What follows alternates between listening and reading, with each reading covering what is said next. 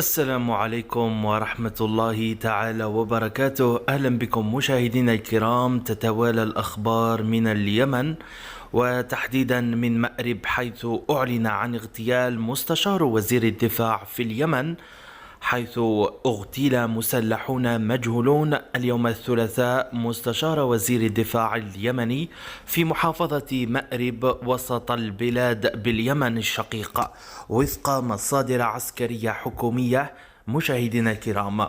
وقال مصدر لقناة الأناضول التركية إن مسلحين مجهولين اغتالوا العميد محمد الجرادي، وهو مستشار وزير الدفاع، مع سائقه في إحدى طرق الواقعة بين مدينة مأرب ومديرية الوادي. يذكر أن مدينة مأرب تحت سيطرة الشرعية.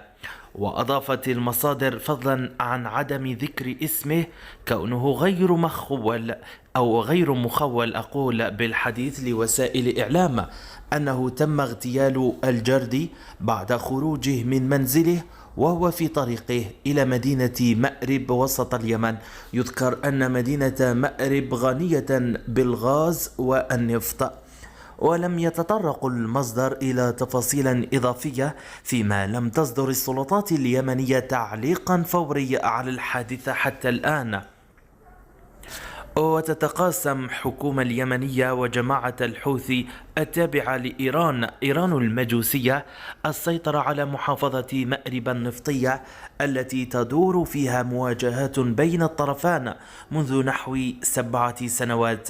ويشهد اليمن منذ أكثر من 7 سنوات حربا مستمرة بين قوات موالية للحكومة المدعومة بتحالف عسكري تقوده السعودية العظمى والحوثيين المدعومين من إيران المجوسية. مشاهدينا الكرام، انتهت هذه التغطية لليوم. سنوافيكم بآخر التطورات بعد قليل مشاهدينا الكرام.